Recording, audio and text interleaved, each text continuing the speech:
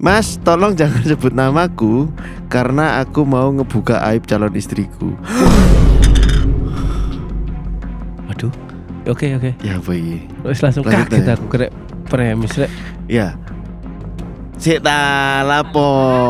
Delok apa nih? Enggak, tak pikir kon bujuki, Cuk. Kita gak ngerti loh. Siapa tahu salah satu pertanyaan kita iku gak ono biyen sing pengakuan dosa. Kan lagi iki aku ndengke IPT, Cuk. Isae ono wong loro. Jadi gini, Mas. Calon istriku pernah gituan. Lapo iku kira-kira? Cuci piring. Mungkin cuci piring. Apakah percaya akan karma atas perbuatan masa lalu?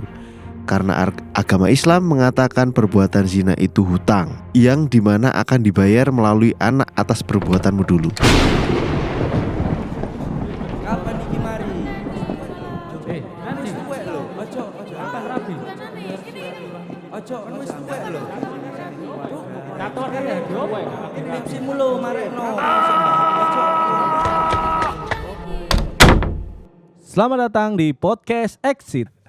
Podcast Exit Masa lalu milik kita. bersama saya Firza Falaza. Dan saya Bian Brilianti. Kita kembali lagi di episode hari Senin, Senin. teman-teman. Kita akan membacakan semua DM dari teman-teman. Gak semua lah ya. Satu episode bisa 2-3 tergantung pertanyaan dan pembahasan. Yes. Tapi sebelum itu kita terima kasih dulu untuk para ultras buntu dimanapun Anda berada. Cimeng kok gak happy ambek kerjaan nih lo. Ya apa? kerja ting gue kon. Apa kerja jamu jago bagian keluruk kon. Apa kerjanya nyamanir gelem kon, ha? Bagian apa? Nganteni ngadeg. Ya, berdiri sejak. Hancur. Aduh.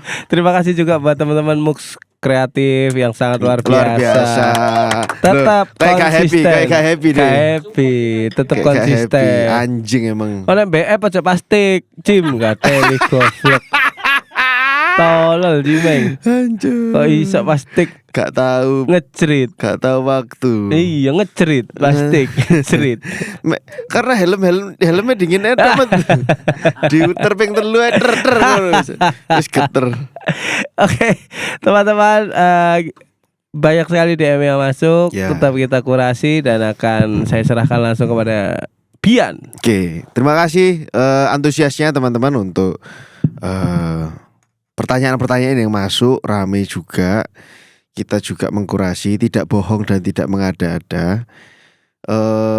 Mohon maaf kalau adminnya nggak teli karena memang begitulah gaya admin Podcast Exit, baik di DM atau di kolom komen. Oke, langsung Gitu. menuju pertanyaan yang pertama, Bian. Nah, ini ada beberapa list pertanyaan, Mas. Gitu. Mau dari laki-laki atau perempuan? Bisek.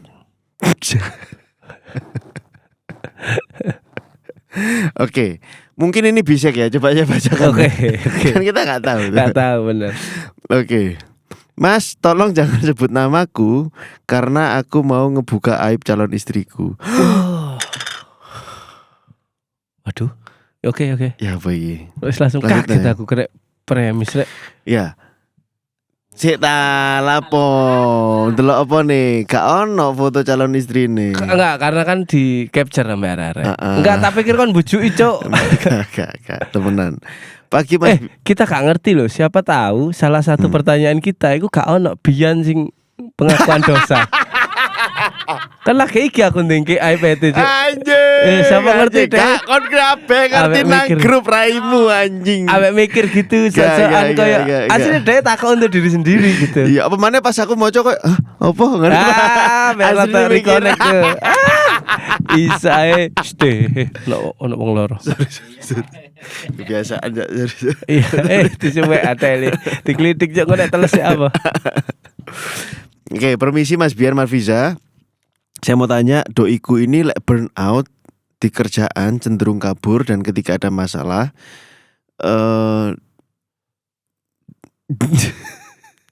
dan dia cenderung kabur ketika ada masalah di tempat kerja. Iki tulisannya diurek-urek, Cuk. Bingung aku ya apa sih? Aku mau bilang ke dia, mungkin kamu jenuh karena ngelakuin sesuatu yang monoton.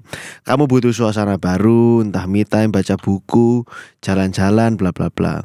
Dia udah ngelakuin saranku tapi dia nggak merasakan perubahan apapun. Kayaknya pernah deh, Pi. Kayaknya wis tahu sih iki. Oke, di-cut ya. Kayaknya wis tahu. Aku salah baca. Jadi di capture iku sing tak waca sing Juni. Pertanyaannya sing sik tas rebo ini, sorry aku. Jadi dia pernah 2 kali bertanya. Goblok. sorry di-cut. Mas, tolong jangan sebut namaku karena aku mau ngebuka aib calon istriku. Oke. Ya. Tapi serius, aku gak ada niatan gitu. Karena emang murni mau tanya aja. Oke. Jadi gini Mas, calon istriku pernah gituan. Lapo iku kira-kira? Cuci piring. Mungkin cuci piring. Ngelapi helm. Iya, mungkin ngelapi helm. Iya. Nah, helmnya sopo? Helmnya sing dititip Helmnya mantannya. Oh iya. Coba. Helm mantannya yang warna pink itu pernah gituan dia. Dan sekarang udah sama aku dan mau berjuang ke jenjang yang serius.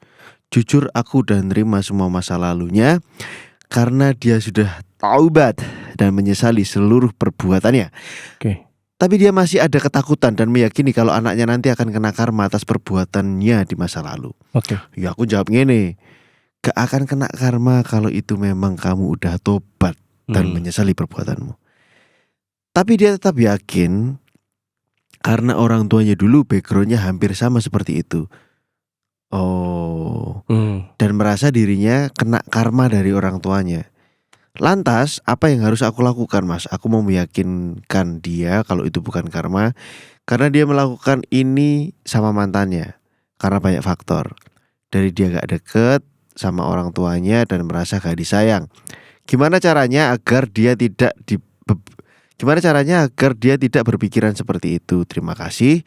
Dan menurut Mas Firza dan Mas Bian, apakah percaya akan karma atas perbuatan masa lalu?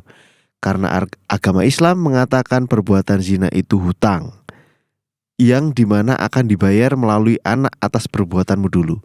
Aku juga takut itu terjadi. Mohon dijawab Mas. Asli aku buntu banget. Terima kasih banyak. Iki sing DE ambek mantan itu sebelum pacaran apa dalam pacaran? Cheating atau masa lalu? Masa lalu. Oh, masa lalu. Oke, terus? Nah, si calon istri ini mengaku pernah gitu gituan sama mantannya. Oke. Dan merasa berdosa atas dosa zina itu. Oke. Dia juga ngerasa bahwa kayaknya orang tuaku itu dulu gitu dan dia tahu melakukan hubungan seks di luar pernikahan gitu ya. Dan karmanya ke aku dapat gini gitu. Iya. Nah, terus kemudian si laki iku mau meyakinkan bahwa gak apa-apa, it's okay. Iku ya apa carane. Nah, tapi di sisi yang lain kan percaya gak soal karma Mas Bian sama Mas Firza? Aku suwi-suwi ya kepikiran iki. Jangan-jangan karma iku ono. Oke. Nah, dia kan ngomong agama mau ya. Dia kan juga membawa agama akan dibayar. Membawa ayat hutang dan segala macam gitu. Sebenarnya agama diciptakan sendiri itu agar untuk apa sih teman-teman? Kita harus pahami dulu nih.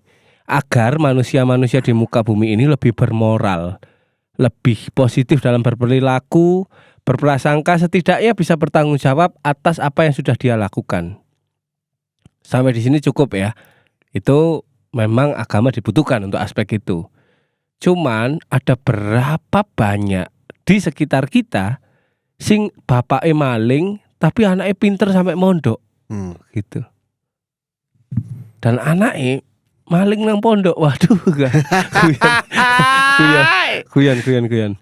Seperti itu. Sorry to say, anaknya pelacur sing sukses ya ono, anaknya biduan dangdut.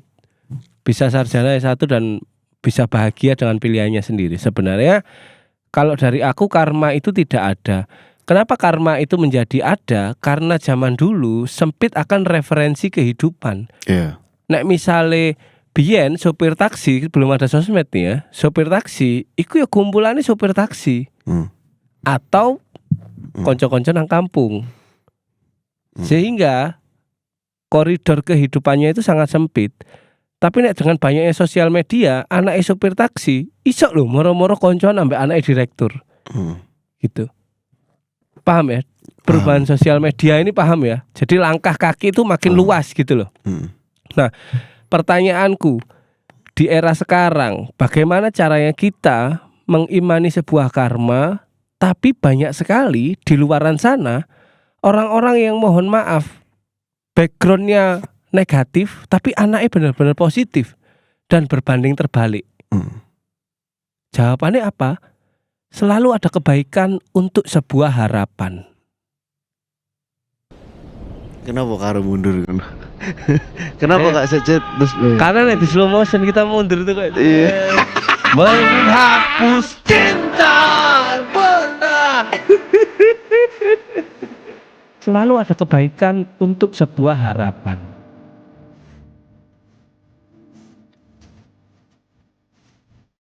Nah sampai sini ya terserah kalian boleh mengambil yang mana, percaya atau tidak. Tapi setidaknya dari sebuah harapan selalu ada. Oh, apa mau aku ngomong? Pokoknya aku ingat mundur itu sih. Ya aku ya eling mundur itu. Ya aku mau komputeran dhewe lah ya. Ya aku capek. Bingung gitu. Jadi ya gimana cara Anjing. karena karma itu tidak ya apa ya, tidak, kita bisa sebut karma kalau kita tidak berdamai dengan hari ini gitu loh. Anjir. Misalnya nih katakanlah apa ya, kebiasaan yang sama aku sama ibuku ya. Katakanlah ibuku dicelatu wong gitu hari ini. Karena ibuku ya ceplas-ceplosan ngomongnya gitu. Terus hari ini aku ya juga dicelatu wong karena ceplas-ceplos. Sebenarnya kalau aku tidak berdamai dengan diriku, aku akan menyalahkan ibuku. Ya iki karmamu gitu. Jadi melempar sebuah kesalahan terhadap orang terdahulu kita. Sedangkan aku yang bertanggung jawab hari ini ya emang salahku karena aku terlalu ceplas-ceplos. Oh berarti meneh hati-hati ya. Itu menurutku kinerja sebuah karma. Gitu. Jadi nek kon nganggep karma, ya kamu sebenarnya tidak sepenuhnya sadar dan berani untuk mengambil resiko bahwa aku bertanggung jawab atas kemarin. Tapi kamu mencoba untuk mundur sedikit, mengambil posisi sebagai pengecut gitu ya. Ya aku ngene karena biyen wong tuaku ngene, ojo nyalahno aku. Sebenarnya kata-kata karma itu agar tidak disalahkan, sebatas itu. Sebatas itu. Tapi kita selalu akan berjalan dengan pilihan dan jalan hidup kita pada masanya gitu. Makanya kalau ada yang bilang karma itu utang harus dibayar, ya harus dibayar. Bahkan ono kan mokel poso ae kudu dibayar fidyah gitu ya dan lain-lain sebagainya. Nah mungkin karma juga seperti itu, tapi karma beda dengan puasa. Karma yang dimaksud di sini adalah perilaku buruk, yang dimana ya kamu sadar kan ngelakoni perilaku buruk itu. Ketika nih aku ngerti wong tuaku melakukan seks di luar nikah, aku ngerti nih. Urip kan aku yang menjalani. Ketika aku tidak memilih itu, bisa nggak karma terjadi? Enggak. Kenapa bisa aku nyebut karma? Karena aku melakukan itu dan aku sangat malu untuk mengakui itu. Sehingga ya iki gendok ke bapakku, enggak ada lah. Menurutku semua itu pilihan. Jadi kalau bicara gimana cara meyakinkan istriku, ya sik tas iki podcast iki potongan sampaikan. Disampaikan gitu. Nah aku ya berbicara tentang karma gitu. Lanjut, menambahkan dari Mas Firza ya. Siap. Wis anak mundur hidrolis bisa alon-alon. Nah, singkat ya Mas ya, ngomongin soal agama. Kagem nih. Kagem ya. Singkat saja. Anjay, baru eling aku. Ya, bahwa tugas agama itu adalah menata peradaban.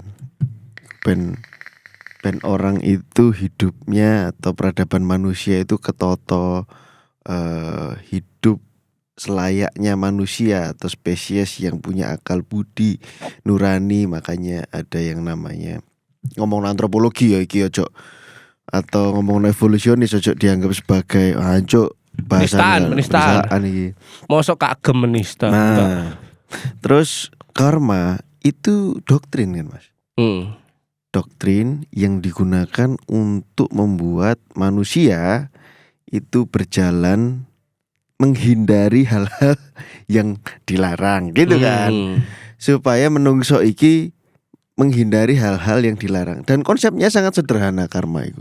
Pada waktu diberikan doktrin itu kan perlakukan orang lain seperti kamu ingin diperlakukan. Kira-kira kan gitu kan. Iya. Jangan melakukan itu terhadap orang lain lek kon gak gelem dingono-no. Benar. Kira-kira kan doktrinnya sesederhana itu untuk mengatur peradaban menungso iki ben Lebih bertanggung jawab. bertanggung jawab.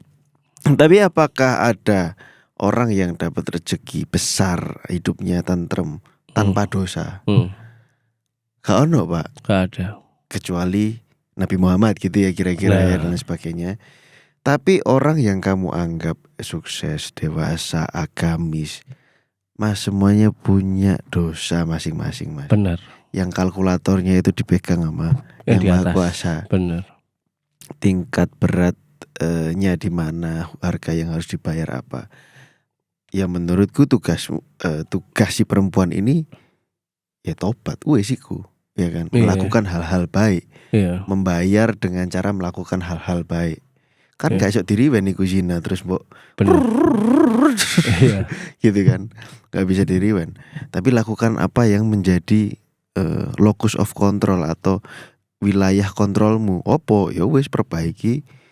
Dan ya itu tadi ya, logikanya sederhana. Orang yang kamu anggap gede, dewasa, wow, mimpin, suci mungkin di dunia ini, apakah mereka bersih dari dosa, terus tidak membayar karma yang Anda maksud itu tadi? Ya benar. Itu Jokowi wes, enggak jangan ke situ. itu bekas presiden. Betul. Karena sudah digantikan sama Pak Prabowo. Ya, oke. Gak apa-apa, ngapain? Enggak, aku Kan tadi bener apa yang tak sampaikan bener ya. Terlepas aku melanjutkan kalimatmu atau tidak terserah aku. Wong ini podcast kita berdua. Betul, Kita berdua betul. punya keputusan ini pembicaraan mau dibawa kemana. Betul. Aku khawatir udah ada laser tadi. Enggak, Jokowi Gitu. itu memang menurutku presiden terbaik. Oh iya. Indonesia Siap. tersambung gitu. Siap. Tapi kebaikan Pak Jokowi apakah karmanya dibayar ke Gibran Misalnya. Oh iya, aku ngomong soal iku misalnya. Karma yang menurun. Itu adalah konsekuensi Pak sebenarnya yang dilakukan oleh orang tuamu dan menurun ke anak. Dan konsekuensi itu memang terjadi dan diturunkan. Misalnya bapakmu api atau ibumu api, kita ngobrol sama Fikri Budiman. Oke. Waktu itu enggak? Oh waktu itu, tak pikir apa ini, Bukan, tak pikir apa. Bukan Teko aja. deh, sorry. Fikri Budiman, anak Freddy Budiman, bandar narkoba besar. Iya. Banyak orang yang ditolong oleh Freddy Budiman sehingga pada waktu satu momen si Fikri ini makan di warung gitu, wis ana sing bayari gitu. Tiba-tiba anak sing ngomong iki showroom-e bapakmu. Gitu. Jadi karma yang dimaksud diturunkan itu adalah konsekuensi apa yang dilakukan oleh orang tuamu ke bawah gitu ya kira-kira ya. Dan kayak apa sih dialami sama kamu itu menurutku bukan karma ya, itu bagian dari kesialan hidup yang harus kamu hadapi aja gitu. Iya. Dan tidak akan soalnya ini wis masuk ke belief system Pak. Iya benar. Jadi belief system itu cara kerjanya seperti magnet. Jadi lek wis dadi magnet dia mencari barang-barang sejenis yang sehubungan dengan beliefnya. Benar. Beliefnya adalah karma itu ada. Apa ya sing berhubungan? Oh kejadian iku adalah karma. Oh kejadian iku adalah karma. Itu kalau dia belief sistemnya ada karma. Lek kamu berhubungan dengan orang-orang di luar sana yang tidak ada hubungannya sampai karma ya itu tidak kayak nyambung gitu, gak masuk ke belief sistemnya gitu sih. Benar, setuju. Jadi ya gimana cara meyakinkan istrimu ya podcast ini sampaikan atau kalau setidaknya pahami dulu apa yang aku sama Bian sampaikan baru sampaikan ke calon istrimu. Tapi harus dikasih pengantar Mas. Iya benar. Ini aku bukannya wadul ke podcast exit ya. Ya. Lagian kita juga sangat menjaga. Gitu loh. Gitu ya. Terima kasih ya Mas ya. Semoga membantu ya. Gitu karena jujur nek wis aku menikah tak pikir-pikir maneh oleh perawan sampai gak perawan tuh ya apa sih bedanya? Ya. Dan pride apa sih yang kamu jaga? Kalau si lanangnya gak ada masalah. Sing ada masalah sing wedok iki dirundung atau liputi awan hitam itu. Untuk perempuan-perempuan di luar sana, jujur kami para laki-laki, mungkin kalian ketakutan laki-laki ya, aku nggak berharga untuk calon suamiku dan lain-lain. Tapi ini tidak terus kalian ya wis gak usah perawan lah ngono ya enggak, itu pilihanmu. Maksudnya kan jogo apa enggak pilihanmu rek gitu. Cuman saat aku ketemu ambek Bian, Opik, Randy, Cimeng nang kene nih ana 4 orang nih. Pernah enggak sekalipun aku takok, bojomu pian oleh perawan enggak gitu? Pernah enggak? Kamu tanya ke aku, pernah. Kapan? Enggak. Bercanda. Kok aku gak sadar ya? Guyon. Mungkin mendem. Nyekek. Mungkin mendem aku. Nyekek, iya. Mungkin pas mendem lebih. Enggak, mendem bayit. Enggak, pertanyaannya juga ngapain aku takut bojomu perawan enggak gitu loh. Enggak, Bro. Kalau bercanda. Bahkan kalian juga kan sing takok itu kan? Enggak. Sing ditakokno adalah ketemu ya apa? Ya. Kan? Kok iso ketemu biar ya apa? Nah, gitu tok sebatas itu. Dan kalau rumah tanggamu baik-baik aja, pertanyaannya jadi next level. Kok iso nemu bojo sing sabar? Anjay. Kok iso nemu lanang sing ngerti? No. Jadi ya bener, karmanya nggak usah dipikir, pikir hari ini dan besok gitu. Lakukan yang terbaik biar pertanyaannya next level. Kon nak bojomu apa jenenge? Sabar nang omah mbok tinggal kerja sing njaga kepercayaan. Bojoku di gowo ambek sopir sepur kelinci. Karena ternyata ngomong anake. Ya kan, sepur kelinci ku nek sore gawani bojone wong kan. Tiba gonceng. Iya, kan sepur kan kita ambek gendong anake gitu. Ya, seperti itu.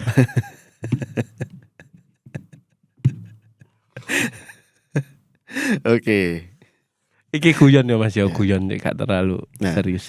Ini ada pertanyaan dari supir kelincinya tadi. Oke. Ya. Sangat nyambung sekali. Nyambung ya. Industri banget ini sudah. Industri apa ya? Bridgingnya bagus. Bridgingnya bagus. Assalamualaikum, saya mau cerita. Siapa tahu dapat pencerahan, solusi dan pisuan dari panjenengan pun. Waalaikumsalam. Romo Bian dan Gus Firza. Mohon identitas saya tiba-tiba mecah botol. Diceluk Romo ambek Gus iki lho. Sewangar lintas agama dhewe nek bener-bener dadi lho. Dadi temenan. Lintas agama lho. Dadi guyon. Oke. Nama saya Tit dari Kediri, sekarang usia 25, sebentar lagi 26. Baru lulus kuliah tahun lalu dan tepat 8 semester, saudara-saudara. 4 tahun tuh. 4 tahun gitu. Akhir-akhir ini saya baru mengikuti podcast panjenengan di YouTube. Spotify juga harus nonton ya teman-teman, karena pundi-pundinya dari sana. Dan entah dari podcast ini saya merasa sebagai bajingan. Tapi bajingan yang bisa terbuka pikirannya. Dan menjadi gelisah atas semua perbuatan bangsatku di masa lalu. Saya menonton beberapa podcast panjenengan yang beberapa kali membahas tentang pelecehan seksual. Dan di pesan ini saya mengakui bahwa saya pernah menjadi pelaku pelecehan. Jadi ada sobat atau ultras buntu yang mengaku sebagai pelaku pelecehan. Sebelumnya hal ini belum pernah saya ceritakan kepada siapapun. Ya jelas dikemplengi. Karena saya takut atas konsekuensinya. Saya berani mengakui kebrengsekan saya karena saya sangat terganggu secara mental. Overthinking dan sering nangis gak jelas. Apalagi pas podcast ini membahas tentang pelecehan seksual. Rasanya kayak aku orang yang paling bejat. Timeline kejadiannya seingatku waktu aku SD. Masa itu paling aku ingat, tapi aku lupa bagaimana aku melakukannya. Dan korbanku cewek dan cowok. Cuma seingatku aku belum pernah ngewe. Yo Pak, maksudku SD loh ya. SD. Selama ini karena teringat kelakuanku di masa itu. Piye aku gak aruh. Mohon maaf, saya salah nada baca. Cuma seingatku aku belum pernah ngewek selama ini. Karena teringat kelakuanku di masa-masa itu. Paham ya? Paham. Karena dia eling dosanya di waktu SD, akhirnya dia kayaknya gak pernah. Seingatku ya gak pernah. Ya apa sih kok kalimat seingat kau gak pernah ngewek. Aneh juga ini. Apa mungkin karena terpapar bokep pas aku masih SD ya Mas ya? Oke. Terus mungkin mulai gelisah pas aku mendapat pelajaran agama di MTS. MTS itu setara. SMP. Oke. Dan di masa remaja itu pikiran tenang, pemilihan benar dan salah mulai terbuka di diri saya. Di masa itu awal-awal aku mulai takut, apalagi saat itu emakku yang islami banget tahu-tahu ngasih aku edukasi seks lewat cara agama, yang pastinya tentang larangan dan akibat. BTW emakku alumni pesantren. Kalau dari bapak, pelajaran yang ku ambil adalah jangan berbuat jahat walaupun nakal. Bapak dulu seneng judi kartu, sabung ayam, temperamen dan pemain pencakdor. Pokoknya berbanding terbaliklah emak dan ibu karena latar belakang orang tua. Gitu lah. Pertanyaannya, bagaimana cara biar nggak overthinking pas keinget perbuatanku itu? Karena korbannya siapa aku lupa dan aku nggak berani ngaku di masalah ini. Dan apa iya karena aku overthinking takut melecehkan seseorang yang buat aku gak berani pacaran. Nembak cewek pun aku gak berani. Walaupun kalau temenan sama cewek gaya tongkronganku gak beda sama temen cowok, tetep barbar dan serampangan. NB walaupun rupaku persis kayak luwak kepesing, aku pede kekancan. Jadi si iki dia iki merasa lanang. aman dalam Iya. kehidupan sosialnya ya. Dan lek guyon niku ya serampangan ambek lanang ambek wedok. Aku percaya sih. Lek Dek ya ngomong dirine dhewe luwak kepesing. Iya. Dan iki dia melecehkan itu waktu masa SD. kecilnya ya. Terapi apa yang harus aku jalani biar aku menerima kesalahanku? Aku beneran takut soal ini. Terima kasih telah membaca pesan saya, entah direspon atau tidak.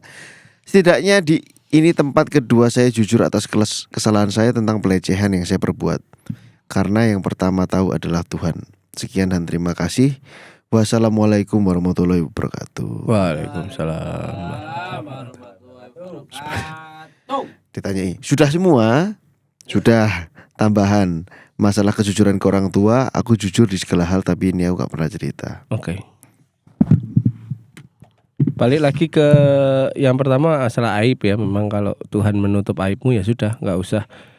Kalau di agama kita yang terakhir datang ini nggak ada pengakuan dosa gitu. Agama kita yang terakhir datang ini Iya. gak ada pengakuan Nggak ada dosa. pengakuan dosa gitu. Jadi memang ya nek dari aku ya gimana, mau gak mau ya memaafkan dirimu yang tidak tahu apa-apa itu. Dan ya kejadian itu memang kamu belum mempunyai kuasa atas pemikiran, respon dan lain-lain diri kamu sendiri gitu. Jadi ya kalau dibilang aku terus-terusan merasa bersalah Mas, ya sampai kapan gitu. Setidaknya mungkin ada dalam satu sujud kamu bisa bercerita semuanya kepada Tuhan dan meminta maaf gitu sesuai keyakinan dan mentalmu ya. Dan dengan kamu berjanji untuk tidak mengulangi, aku rasa Tuhan akan mempercayai tobatmu deh gitu. Kalau aku ya gitu. Jadi ya sampaikan aja dalam sujud gitu. Yeah. Karena memang usia-usia SD itu adalah usia-usia di mana kita benar-benar tidak memahami resiko, bukan tidak mengambil ya. Enggak memahami, nek mengambil itu sih ngerti resiko. Yeah. Tapi kalau anak SD itu emang enggak paham resiko. Jadi menurutku ya ini tidak dibenarkan, tapi untuk kamu yang sudah terlanjur menyesal ya minta maaf lah sama Tuhan, karena tidak ada yang bisa disalahkan sepenuhnya. Anak SD nyekel ading ya ditusukno iki landep ta coba sih jelup ngono. Loh mati berarti landep. Hanya untuk sekedar landep, pelajaran landep pun bisa ditusukno gitu. Jadi ya menurutku itu adalah kenakalan SD yang bahkan perilaku kriminal pun bisa diampuni selama ya setelah dianalisa anaknya memang layak diampuni gitu lah kira-kira ya. Secara hukum itu. Apalagi di posisi yang mungkin kamu nggak tahu dan tidak terpapar dengan edukasi. Edukasinya kamu dapat dari film bokep dan pertanyaannya adalah dari mana kamu terpapar film bokep itu. Ya. Anak kecil akan melakukan proses imitasi gitu kan. Smackdown, eling arek-arek cilik biyen Smackdown ono sing mati. Lumpuh. Ono sing lumpuh. Padha wis sepuh iku. Bukan Pak, penonton Smackdown gak ono sing sepuh. Enggak, saya ngerti ku sing lumpuh tuh sing sepuh. Memang sih kalau sepuh udah nggak bisa jalan. Iya, sorry. Bukan karena Smackdownnya. Oke. Gitu. Anak SD punya kecenderungan banget untuk melakukan imitasi, mempraktekkan apa yang dia lihat. Gitu. Apalagi anak-anak ya di masa-masa imajinatif ya. Kayak kelambi Ronaldo, ngono lho Pak, ya kan, kayak kelambi Messi gitu. Nah, perilaku yang sama mungkin seperti itu. Itu adalah caraku untuk mencoba meyakinkan kamu bahwa yo iku masa lalu milik kita itu. Aku tadi sempat ngobrol. Kita guyonan ngono kan gojloki, opo iki? Slogane kok masa lalu milik kita. Setelah tak renung-renungkan secara pribadi waktu aku. Kok anjing kan selama iki aku jelasno gak ngeh. Lho sik ta.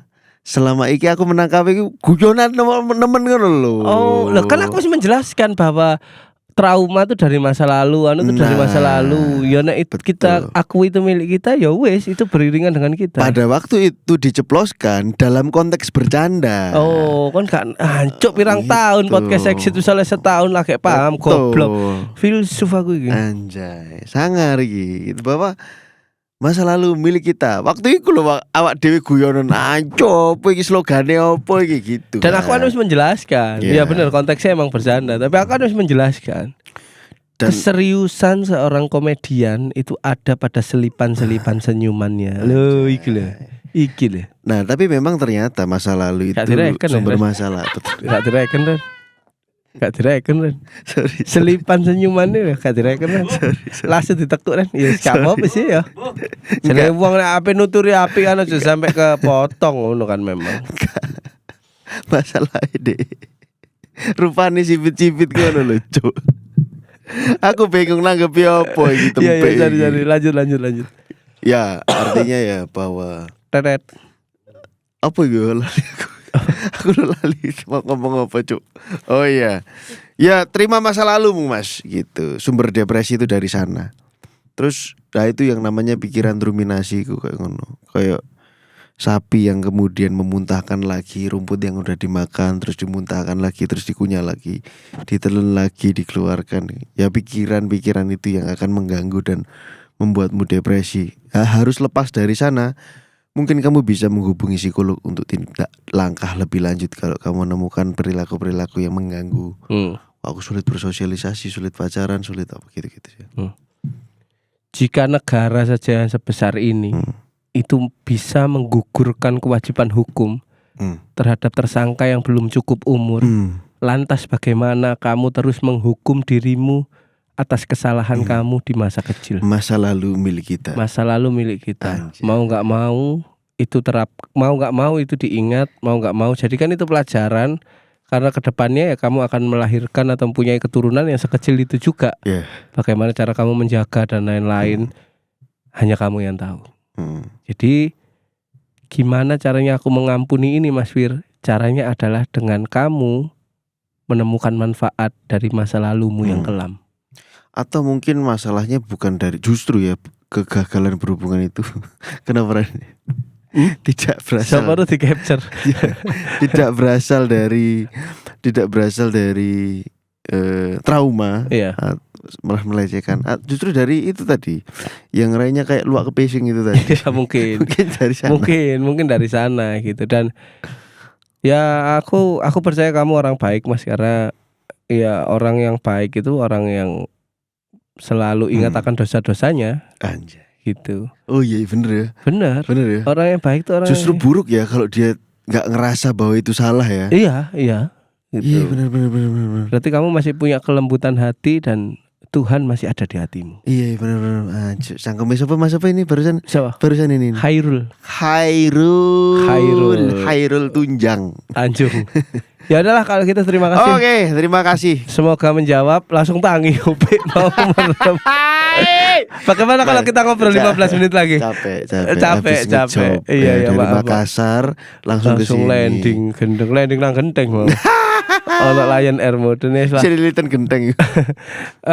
Terima kasih ya Mas ya. Semoga secepatnya bisa berdamai dengan masa lalu karena sebuah kebanggaan justru kita ya yang membawakan podcast ini ternyata bisa menyadarkan orang untuk ingat akan masa lalunya yang buruk. Tapi kan kita selalu mengingatkan bahwa podcast Exit Masa lalu milik kita. Anjay. Hancur banget.